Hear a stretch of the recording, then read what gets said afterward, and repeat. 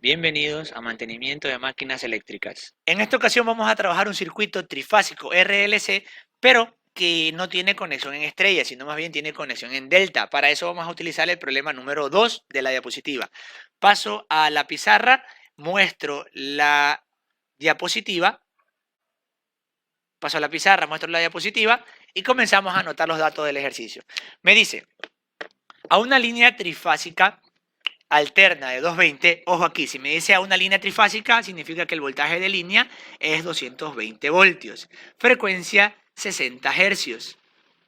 Se conecta en delta, ojo ahí, tenemos un delta, un receptor que tiene en cada fase una resistencia de 30 ohmios, quiere decir que la R es 30 ohmios, una reactancia de autoinducción, quiere decir reactancia autoinductiva de 35 ohmios, ya no me da el coeficiente de autoinducción, sino la reactancia, y una reactancia capacitiva de 75 ohmios. En serie, ojo acá, quiere decir que estas tres cargas están en serie dentro del delta, ya vamos a dibujarlo.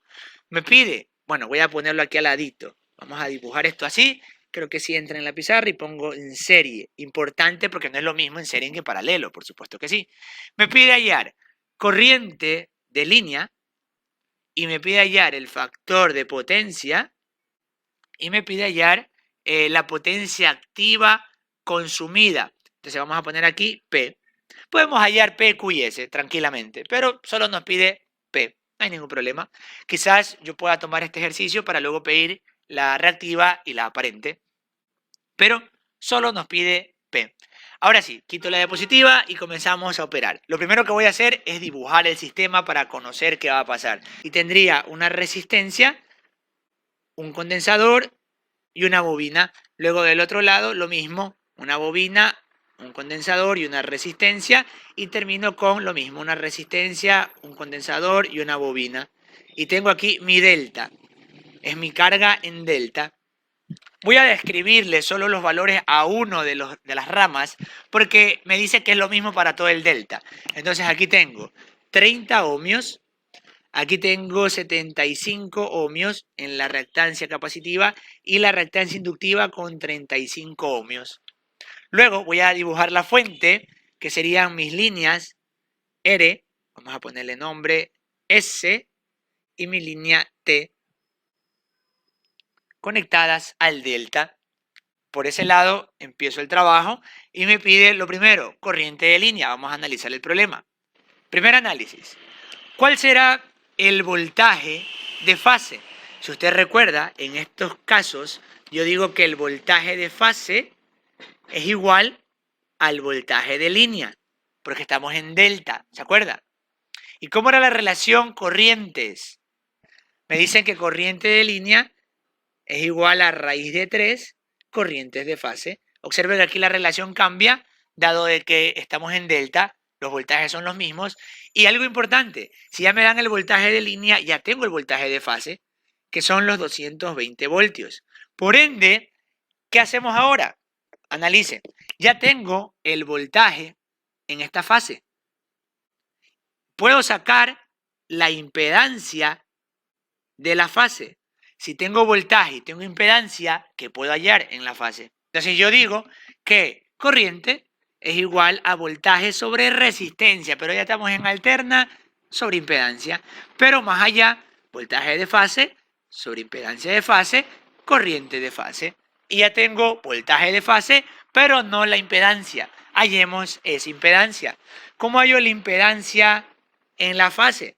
Pues simplemente digo que es la raíz de la resistencia al cuadrado más la resta de las reactancias al cuadrado, sabiendo que primero va la reactancia inductiva.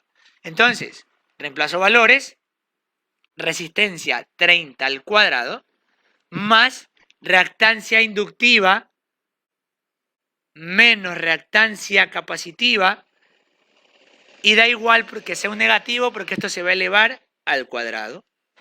¿Cuánto es nuestra impedancia de fase? Me dicen que tenemos una impedancia igual a 50 ohmios.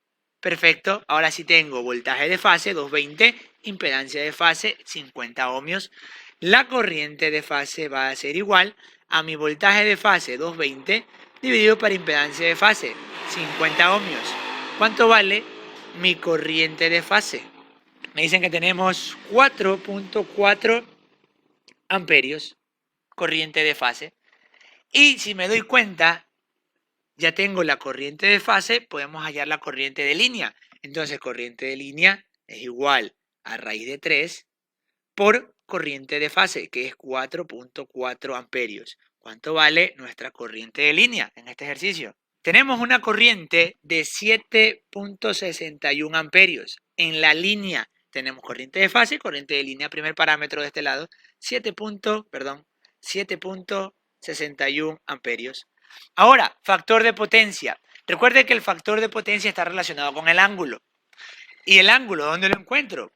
Si no usé números complejos. Y pues tranquilos, tenemos los triángulos. El más próximo, el triángulo de impedancias. Entonces dibujo mi triángulo de impedancias. Tengo 50, tengo 30. ¿Y cuánto sería el lado reactivo? Por si acaso, esto es R, esto es Z, y aquí viene X, que es la resta de inductancia, reactancia inductiva, reactancia capacitiva. ¿Cuánto nos da la reactancia total? Esta resta que está aquí adentro, por favor. Esto nos da menos 40, por eso lo grafico hacia abajo. Por eso lo grafico hacia abajo. Entonces, observe, tenemos prácticamente un triángulo rectángulo. Pues, y aquí tenemos que hallar en nuestro ángulo que se encuentra de este lado. Ese es el ángulo que nos interesa. Usemos funciones trigonométricas. Vamos a emplear la tangente. Y digo que, primero, la tangente del ángulo es igual a reactancia sobre resistencia. Ángulo es igual a la tangente inversa de la reactancia sobre la resistencia. Hay que reemplazar valores. El ángulo es igual a la tangente inversa de reactancia, sería menos 40, sobre resistencia, 30. Y aquí mucho ojo, que si coloco el signo de la reactancia, si coloco el signo de la reactancia, ¿cuánto es ese ángulo? Me dicen que ese ángulo va a ser igual a menos 53,13. Si le pidieran a usted el ángulo de desfase, lo acaba de encontrar. Pero me pide el factor de potencia. Entonces, ¿qué hacemos? Hay que sacarle el coseno del ángulo. Porque recuerde, el factor de potencia es igual al coseno del ángulo. ¿Cuánto nos da coseno de menos 53,13? Sería coseno de menos 53,13. ¿Cuánto tenemos ahí en el factor de potencia? Me dicen 0.6. Perfecto. 0.6. Y por último me pide la potencia activa. Obviamente la potencia activa que consume. Decimos entonces, recordando que se usan los valores de línea, que la potencia va a ser igual a ¿qué? A raíz de 3, voltaje de línea, corriente de línea, coseno del ángulo o factor de potencia, que ya lo tenemos. Recuerde, aquí puede ser coseno del ángulo o puede ser factor de potencia. Entonces, con los valores de línea vamos a reemplazar. Vamos a poner los datos de línea. Raíz de 3, voltaje de línea que son 220, corriente de línea 7.61 y factor de potencia 0,6. Mucho cuidado porque muchos errores se dan aquí y usted pone coseno del factor de potencia, pone coseno de 0,6 y no es así. Usted reemplaza todo el coseno del ángulo por el factor de potencia. Entonces, ¿cuánto sale esa potencia? Raíz de 3, 220, 7.61 por 0,6. Tenemos que la potencia va a ser igual a ¿cuánto? Borro por aquí para escribir bien el número. Me queda 1740, vamos a redondear, vatios de potencia activa consumida. Entonces, tenemos ahí la resolución del problema número 2, que hace referencia, como le dije, a una carga que está conectada en delta. Luego ya queda el problema número 1 y el problema número 3 para que usted a sí mismo pueda practicar y se pueda poner a prueba. Hasta aquí el video de la sesión. Muchas gracias.